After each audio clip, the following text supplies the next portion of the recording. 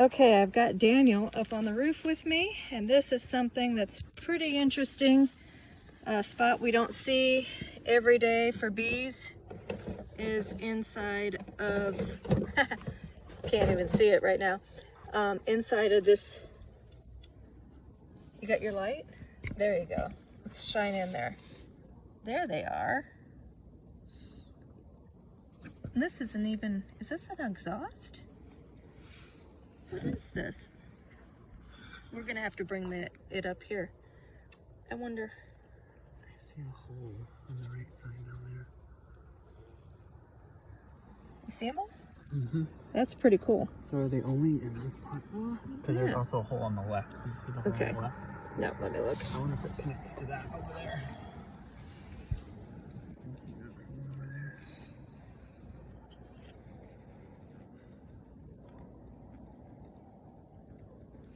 Hey everybody, it's Monica with King's Titan Homestead.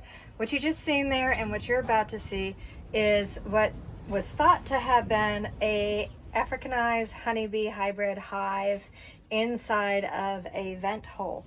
But what it turned out to be was just a vent hole that opened into the roof. So this house was built somewhere around 1971.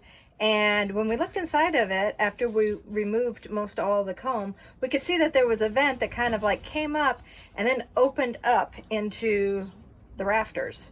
And then maybe like 6 inches away was another vent that then opened to the outside. So the homeowner was having complaints saying that they could smell like a sewer situation. And I don't know how long they've been in that.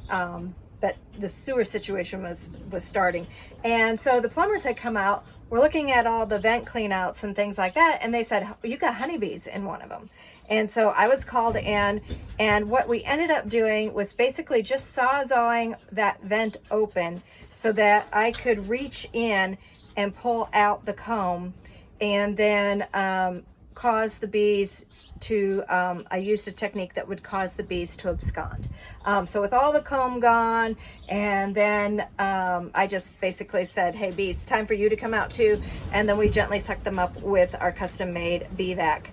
So that's what you're about to see here. I'm out in the wind, bonding with our new night shift crew. Give me a second, I'll show you the night shift crew. Okay, so this is our new night shift, actually night shift in training.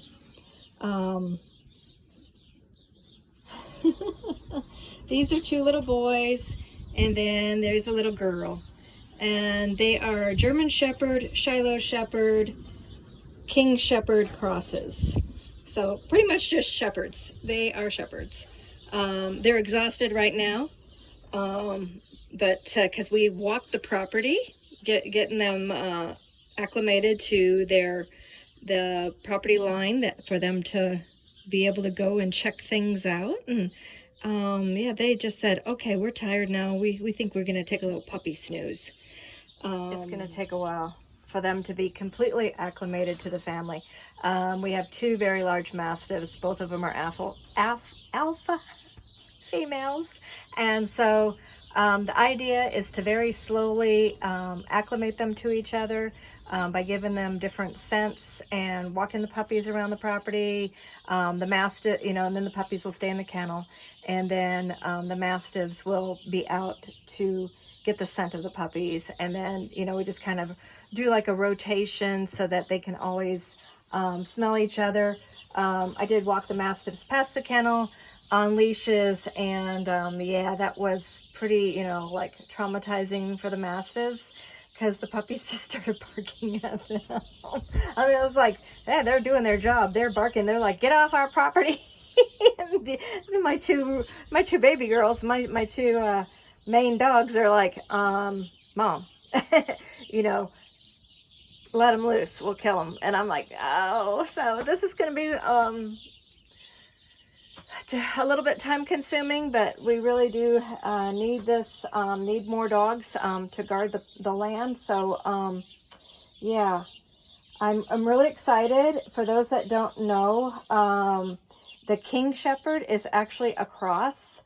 It's AKC recognized, but it is a cross of Great Pyrenees and German Shepherd, and Alaskan Malamute. So that's where these puppies are going to have a little bit more fur. They're a little furrier than what I was really hoping for. But I used to be a veterinary technician, and I'm old school. This thing where, mixed breed puppies are $500 to $1,000, I just don't get that. I just don't. And so these three came up for the right price, and I jumped on them. Not a breed that I've really ever run. One of our family dogs when I was growing up actually was out of the house, but around this dog for a while was a white German Shepherd mix, and she was astonishing. So I'm really hoping that these three have those kind of qualities. And I'm even though this is going to be time consuming, I think it's going to be a really, really good thing. So there's going to be a lot of puppy training going on.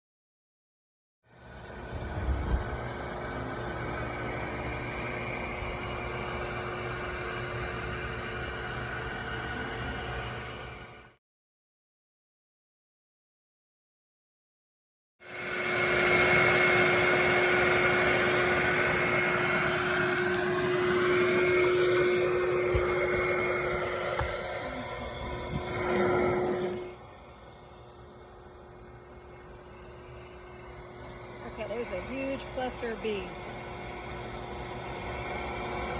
Huge. A huge what? Cluster of bees.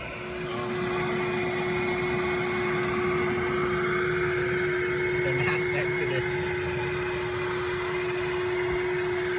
Evacuate. The Russians are coming. Okay, so during the removal, I noticed that some of the worker bees had deformed wing virus. They had not a very good brood pattern. They recently, you could tell that they recently requeened because there was like some old queen cells that had been chewed, opened and chewed down. There was fresh eggs in there, but I did not find the queen. I think she was lost during the removal. It rarely happens, but sometimes it does. And you can imagine I didn't want to do extensive damage to this family's house roof. So I'm pulling out these really, really long sections of comb from a very, very small hole. So I'm like having to maneuver it, twist it, turn it, and then, angle it and pull it up. And at any time then, the queen could have got rolled. So I put the bees away. We ended up, the ones that, the temperatures were dropping weirdly fast that night. I think when I started the removal, it was like in the mid 50s or so. Before I got home, it was like 30 something. And so the bees were going through with the coldness of the air, with the vacuum and everything. They got stunned by the cold air. They kind of went into like a dormancy, and about 3/4 of them recovered. I did go through the ones that didn't make it, and I did not see the queen's body there. So in order to, this rarely happens. I hate it when it happens. But so what I ended up having to do is give the bees that made it through this, and the tar and the smell and everything. This was just a really ugly removal. The situation was just, in the location that they were at, the difficulty in accessing. Luckily, we were able to save what we could.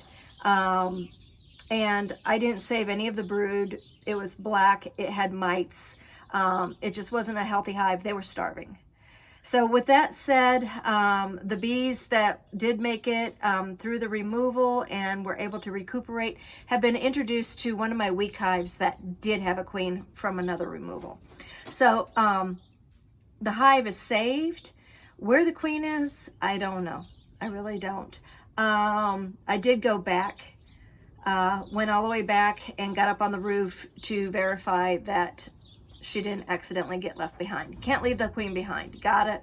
You know, when you don't have her, you got to go back. So I did. And everything's clear there. So it's just what it is. You win some and you lose some. I mean, I didn't lose them, but technically I'm not very happy with the way that went. Well, anyway, so hope you like and follow and share if you would, so that we get more videos out there. My next video is going to be about toilet paper. Yeah, and I guarantee you it's going to be entertaining.